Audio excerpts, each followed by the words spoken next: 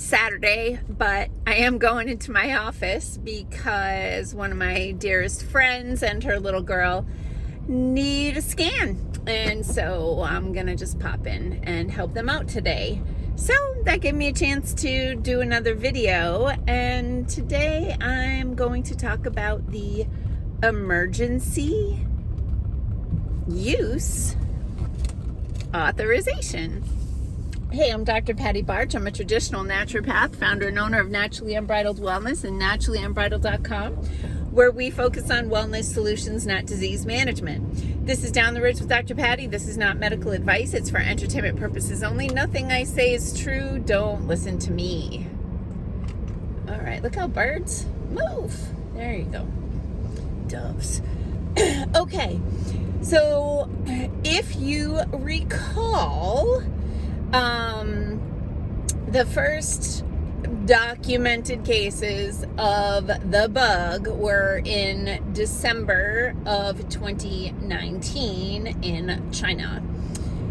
And then, they started to spread globally, blah, blah, blah. And we had the shutdown in the United States in March of 2020. And then some places, I don't know, are they still locked down? What are these people doing? Regardless, there were a lot of really respectable, sorry about the sun there, medical professionals who rolled up their sleeves and went looking for repurposed drugs to help treat the bug. Sorry, it's 8 degrees outside right now. I know, down to 7. I just came out of the garage, so we'll see how cold it really is. But I had to pick up my dog this morning. The snow was stinging her feet, so yeah. So back to our story. Okay, so these doctors and scientists were like, okay, new, novel meaning new, like we haven't seen it before, infection, and we should take a look through our archives and take the information that we know and see if there's anything that we have available that could help people who catch this infection. And so a lot of work was done, a lot of research was done. Turns out there was a lot in PubMed. PubMed is a government database of scientific literature. So these doctors who were dealing with critically ill patients were grasping at straws and trying different collections of different medications to treat the virus. And they were finding some success, which was a problem. There's a medical doctor. He was, I want to say he was head of, sorry, I gotta clean my windshield here. Intensive care at UW-Madison, I believe. And one of the senators, Senator Ron Johnson from Wisconsin, had this doctor who had been successfully treating patients with drugs that had been around for a long time. He brought him to the Senate to testify of like, hey, I found this stuff. This is what you need to know about it. And my patients are recovering with this collection of drugs. And that was a problem because in order for there to be an emergency use authorization, there can be no available treatments. And if there happens to be an available treatment, God forbid it's cheap and generic, then they cannot do an emergency use authorization. At that point, they must go through the FDA approval process. So in Robert Kennedy's book, The Real Anthony Fauci, he documents how our government suppressed and even hoarded medications that were successfully treating this infection so that they could keep their emergency use authorization going. Now, it was early enough in the whole process that my dad got COVID, and at the time they hadn't taken all those drugs and really suppressed them and had forbidden pharmacists from even filling prescriptions from medical doctors who wrote a prescription for these drugs, and people had that happen. So if you never heard of that, it legit happened. I had many clients who could not get their prescriptions filled because the pharmacy said, no, we're not going to do that. Now, there were several drugs in that collection that were shown to have some benefits to people who had that specific infection. And one of those drugs begins with the letter I. And that you're not allowed to talk about it on social media.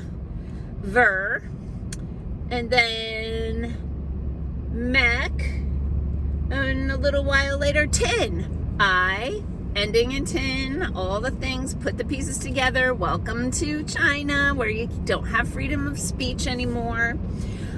So people, the media went out and said, don't take horse dewormer. You're not a horse. You're not a cow. Like, don't take this drug. At which point, those of us who were more aware were like, shaking our heads, because we knew that the drug that they were telling people not to take and made up stories, lies about, how people were ending up in the hospital, blah, blah, blah. This drug has been on the World Health Organization's list of essential medicines for years, decades. It won the Nobel Prize for Medicine. Okay?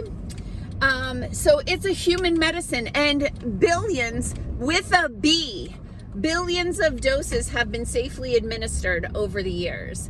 And while it does have some anti-parasitic properties, it also has many other anti-inflammatory and antiviral properties, all well documented in PubMed, fact checkers.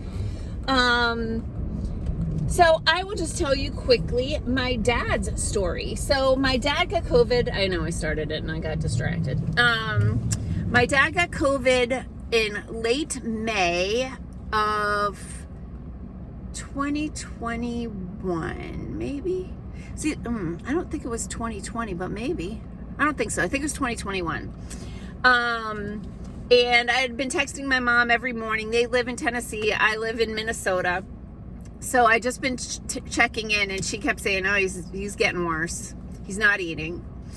So I was like, yeah, you got to take him to the hospital. Like, this is bad. He was like 78, I think, at the time. So they take him to the hospital. He's having trouble breathing. Hasn't eaten in days. And they test him. He tests positive. See the prior video. He did have COVID. Shoot, I said it. And they were like, oh, you can't go out the front door. You need to go out the back door. So the hospital sent a 78-year-old man out the back door of the hospital who's having trouble breathing to walk all the way around to the front of the hospital with zero treatment. And they requested the eye drug at the doctor because I had been talking to them about that. And they said, no, we're not going to give you that. Come back if you turn blue, basically. So he goes home. My mom tells me, and I'm like, okay. So the Thursday, yes, before Memorial Day's on a Monday, of course. So the Thursday prior, I cleared my schedule, threw a bunch of stuff in my car, my ozone machine, overnighted my parents a hydrogen machine, and told them some vitamins and supplements they could start. Probably they had already started those. And I got a hold of the America's Frontline Doctors, did a telemedicine thing, got a prescription. Takes me 2 days to drive to my parents.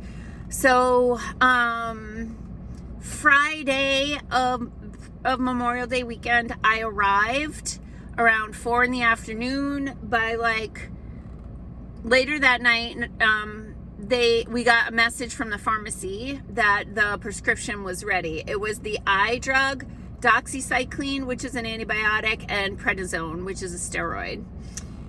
And I picked up I drove to the pharmacy, I picked up the prescription, I got that, and by the way, the pharmacies were raping people with the prices because those pills cost about 3 cents a piece to manufacture, and they were hundreds of dollars at that time. Anyway, got back home, gave my dad his first dose of that cocktail at 9 o'clock at night.